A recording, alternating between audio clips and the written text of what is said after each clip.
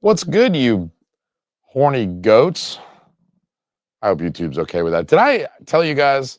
I probably haven't said this on the channel yet, but my dad, of all people, gave me as a gift for Christmas, this past Christmas, a bottle of Horny Goat Weed. Has nothing to do with movies or this channel, which is probably why I never mentioned it, but I just made it pop into my head just now by calling you all horny goats. And I was like, oh yeah, I got a bottle of Horny Goat Weed upstairs in my pantry that my dad, of all people, gave me for Christmas, which just feels weird. It's like, why are you trying to have a third grandkid? Or like, he and my wife, they've got a nice relationship. They go shopping together. Like, of all things, my dad and my wife will go shopping together. So I'm like, what did she tell you? You know, it's very funny. I haven't taken any of the Horny Goat Weed, but maybe I'll try one day and I'll come on the channel and just, stand in front of the camera. And if I'm pitching a tent, then you'll know it's Horny Goat Weed night, right? I'm about to get done filming and go make a third grandkid for my dad, who gave me Horny Goat Weed. Anyway, excuse me for that little tangential aside. I had to try and somehow get 60 seconds into this video so I could say the word fuck. It was pent up. Anyway, did you see my last video? I still feel like griping some more. So I am going to complain about boutique Blu-ray labels. I'm going to complain about every single one of them. So calm your fucking panties. But I'm starting with Kino Lorber today. Okay. I'm going to bitch about Kino Lorber. And if you're a fan of Kino Lorber, fight me in real life. Get on a plane. I'm going to take like 10 horny goat weeds and I'm going to pummel you with this thing, okay? And the whole time I'll be whispering in your ear, alternating sweet nothings as well as shit that's wrong with Kino, okay? So if you're a Kino stan, get your plane tickets, okay? It's summertime in Maine and I'm feeling fucking, even though it's summertime in Maine, I'm wearing this thing. It's fucking cold. It's still New England. Anyway, gripes about Kino. Let me complain about Kino because I'm enjoying too much telling you about my personal life. Let me do the business thing. You know, the thing that they do in business where it's like compliment, criticism, as constructive as you can make it, and then compliment. They do that sandwich method, which I also think is stupid. Like, yeah, okay, you say something nice, which sort of, they let their guard down, they're not feeling defensive. You hit them with something real quick, and then you try to follow it up with something nice so they don't get all argumentative on you. But at the same time, it's like I try that shit with my kids, and they're just like, oh, so I'm perfect. You said something nice, and then you said something nice. It's like they don't even hear the shit in the middle that you're trying to fucking work with me on this shit, okay? Would you pick up your fucking toys, all right? Jesus Christ, don't hit your sister. Anyway, what I will say, to do the sandwich method for Kino, movie selection is great for mainstream titles. I mean, they've got a lot of well-known releases from the 80s, the 90s, the 2000s. Those, for me, at least, and probably for you too, but for me, those decades are great eras for films. I came up in those decades, and I got a lot of great memories of some of the films that Kino Lorber has released. Shit like Brokeback Mountain, Kindergarten Cop, Face Off, Brokeback Mountain, Bad Lieutenant, and Brokeback Mountain. Oh, yeah. Also, Brokeback Mountain. Two dudes fucking. 100% the balls touched for certain on that movie. I guarantee the balls touched. Like this. It's kind of weak. It's kind of floppy. They touched. So Kino definitely releases a lot more recognizable studio films than some of the other boutiques. I mean, Vinegar Syndrome, they release a lot of shit that, like, you've heard of if you've spent a lot of time on the internet, but only recently has Vinegar Syndrome kind of gotten a little bit more into, with something like their VSU line. They've kind of started pulling in a little bit more like studio stuff that you've heard of. Severin, there's another one, Terror Vision.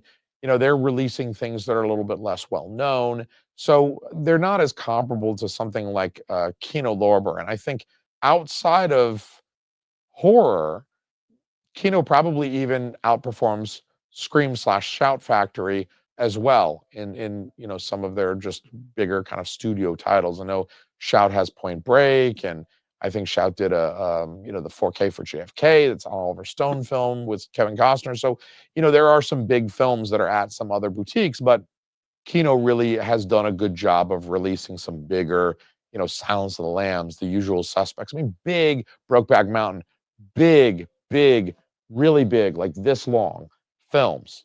I will also compliment them by saying that they've released a lot of pre-code stuff that I love. Mae West, Cary Grant, early stuff.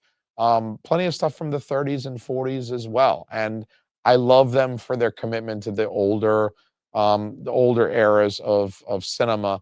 And I can't imagine that those are as big a seller for Kino as, Mae West, She Done Him Wrong, can't possibly be as big a seller for them as something like Face Off, for instance, or Brokeback Mountain. You know that Brokeback was flying off them fucking shelves. That's a lame joke. I'm gonna cut that one out. That wasn't funny. I'm better than that. Come on. Use fucking spit for lube if you're a man. And those were men in Brokeback Mountain. Anyway, I will say my first complaint. The slipcover art for their 4K releases is pretty boring in my opinion. It's most of the time it's just the theatrical poster. It's just, the same thing you've been looking at for 30 years in the case of The Usual Suspects, or 20 years or so, 19 years in the case of Brokeback Mountain. I just, it's not very interesting. It's not original artwork. It's nothing that really grabs the eye. It's just, same thing you've been looking at since forever. I also don't like that silver 4K banding at the top. It's annoying. I prefer it to be gone. It's unnecessary. I know what I'm buying when I put the motherfucker in my cart, okay? So leave me alone with that. I don't need that little silver band across the top that says 4K. They don't put that banding on their Blu-ray slipcovers. It's just the 4K ones where I'm paying like $8 to $10 extra for that 4K release. Why would you put the bullshit on the premium release that I'm paying more for? Fuck off. Don't put the shit on the shit that I'm paying more for. I'm paying more for it. Okay? I understand it's a 4K. I just gave you $35 for Uncle Buck. Don't put the fucking banding on it. I don't want it there. Don't put bullshit on your premium releases. That's something that Vinegar Syndrome does a good job of. Arrow Video, they do a pretty good job of releasing things that you don't have all that banding all over it that says 4K, 4K Ultra HD. Also, did we remind you that this is a 4K disc? Get the fuck out of here. I don't need that shit. I will also say that their physical presentation is otherwise lackluster. I complained about the slipcovers using old art. To me, that's a little bit like, you want 36 bucks for Uncle Buck. Like, why don't you hire an artist to do a fucking cover at least? Like Arrow and Vinegar Syndrome and Criterion all hire artists and pay artists, and artists get to eat because they do work for these other boutiques. So Kino, suck a dick and support an artist, all right, asshole? They're the ones buying Brokeback Mountain anyway. So their slipcovers at Kino Lorber, they lack spot gloss and embossing, that extra, like that nice little extra touch that you will see at other places. Severin, TerraVision puts out embossing and spot gloss, Vinegar Syndrome, partner labels, etc. They will do embossing and spot gloss, which adds this nice kind of premium. You're paying 36 bucks for a single film. It's nice when it feels premium. If this is one of your favorite movies of all time, it's nice. I know I'm complaining about the physical accoutrement that's not, strictly speaking, absolutely necessary for your enjoyment of the film itself. But what I am saying is, when you love a movie, when you really love a movie, you want the presentation to be nice too. You want it to be like wall to wall.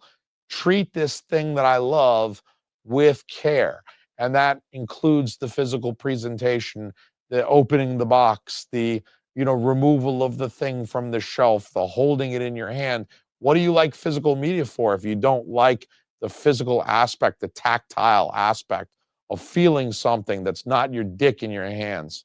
I will also complain that Kino Lorber almost never includes written materials in print with their releases, which does feel kind of basic when you compare that to like what Arrow does, pretty much every Arrow limited edition release comes with some form of booklet of written material, at least a small one.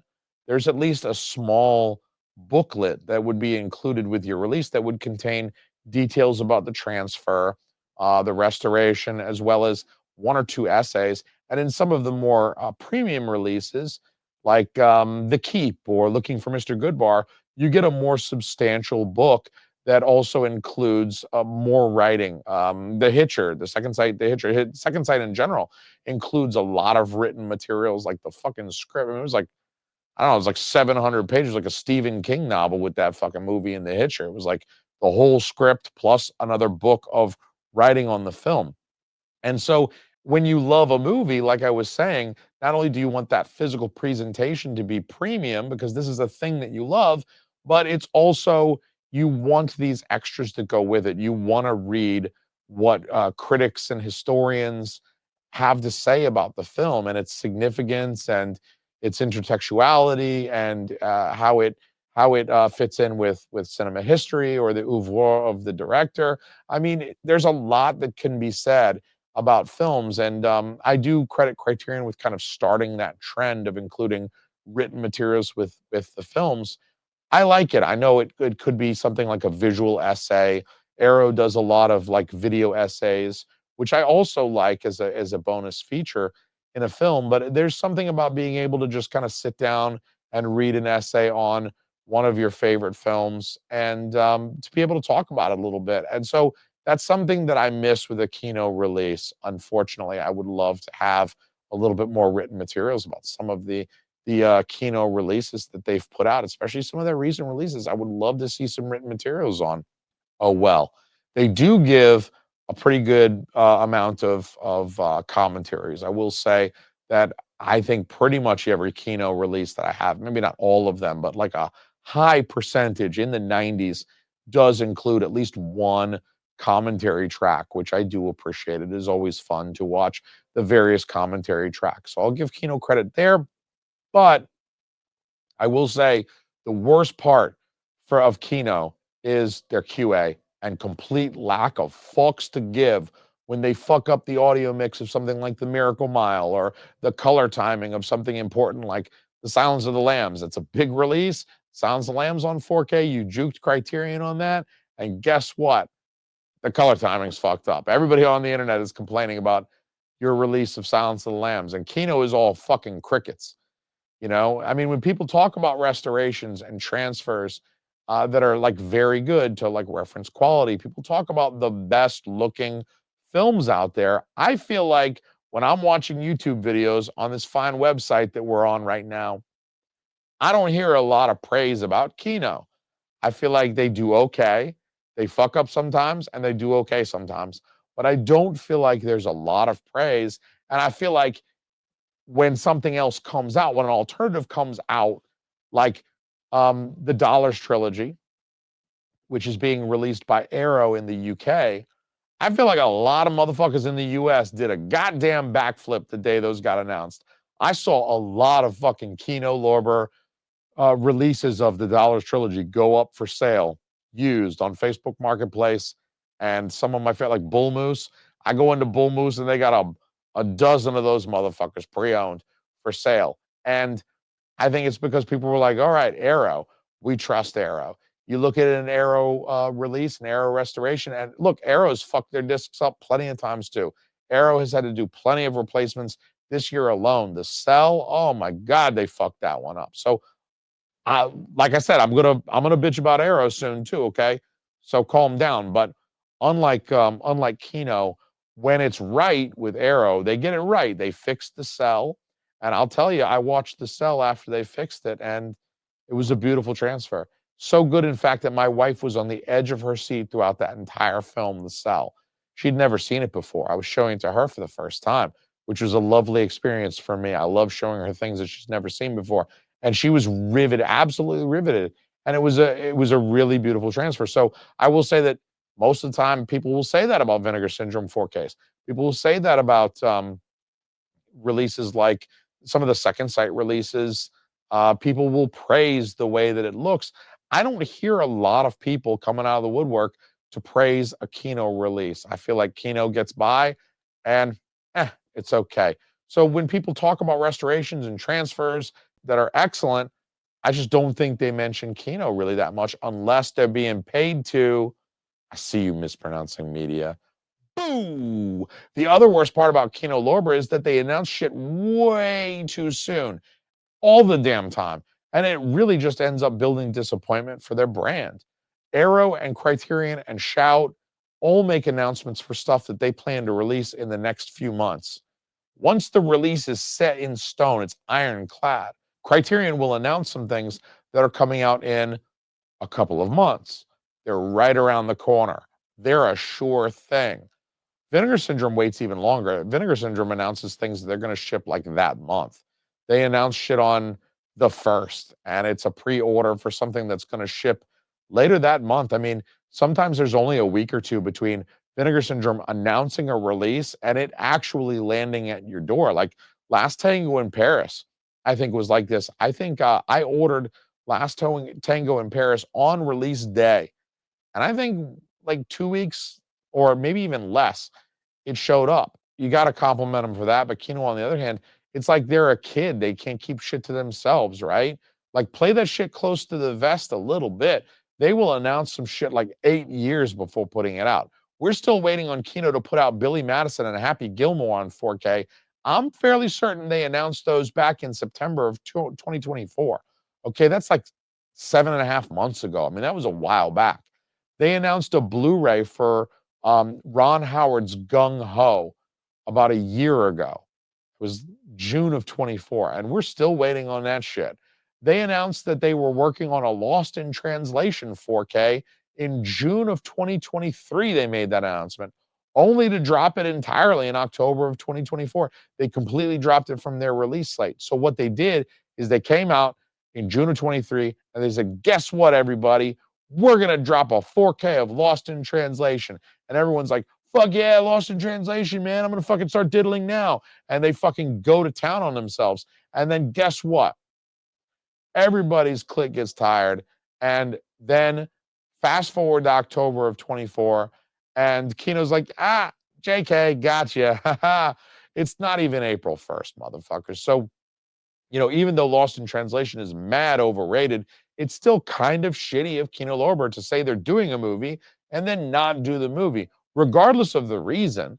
They had apparently very valid reasons for dropping Lost in Translation. Apparently, everybody else involved in that movie was being an absolute fucking diva. So they had a reason for dropping it, but the problem is they announced the shit, then they dropped the shit. Regardless of the reason, it makes them look bad. So even if it was out of their control, it's going to reflect on them. If for no other reason, then they should have kept their fucking mouths shut. Always keep your mouth shut. Until the thing was in the bag and ready to go. I mean, have they not seen Goodfellas? Did they not learn the two most important things in life? They should have kept their mouth shut on Lost in Translation. They wouldn't have pissed a whole lot of people on the internet off. And then there's the really curious case of shipping the film Daylight out to retailers before recalling it. They recalled this thing like 24 hours after it hit shelves. I saw Daylight on the shelf in the Bull Moose. I didn't buy it, but people did. I mean, some people like legit bought copies at Barnes and Noble and other retailers where they went in and plucked it off the shelf. There is rampant speculation as to why this recall was necessary. So I'm not going to waste any time repeating shit that you might have already heard. I don't know anything that anybody else doesn't. So whatever, I'm not going to waste your time. But you have to believe that it was necessary. They wouldn't have done a recall on a film that was already on shelves being sold unless it was absolutely necessary for them for legal reasons. Why else would they lose money recalling it? They're going to have to refund all those retailers who bought copies to sell. Amazon's got, I don't know, thousands of copies of Daylight in their warehouses that are just ready to go out into the world. And Kino's saying, send them back. We need those back. They're going to have to refund Barnes and Noble and Bull Moose for pulling those off the shelves and sending them back. They lose money by not selling copies of Daylight. Like, you print copies of Daylight, you license Daylight, so you pay for the license up front. You pay for whatever restoration and transfer you do. You pay to have the copies printed. And then you pull them at the last fucking minute. I mean, it wasn't the 11th hour. Those shits were already out on the shelves. That was like the fucking first hour of the next day. All right. That fucking clock had already rolled past midnight. So there's no reason for them to recall Daylight unless they stood to lose even more money by leaving it out there and selling it. So, in my opinion, that's the biggest problem with Kino. They just overall, they feel inconsistent with their release timing and their release quality. They don't seem to put in any extra effort on the physical side of things. So the actual like owning a physical thing that goes on the shelf. Nobody shows off their Kino films. I watch plenty of movie YouTubers where somebody like Chase, for instance, my buddy Chase, will prominently have some of his most favorite films displayed, or a set like the Never Ending Story that's like really like a deluxe set.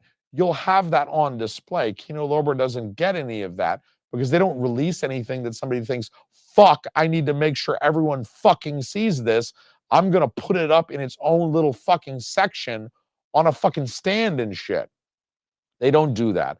But anyway, now that I've bitched about Kino Lorber, you Kino Lorber fans out there, those of you who self-identify as a Kino Lorber fan, your pronouns are Kino/Lorber.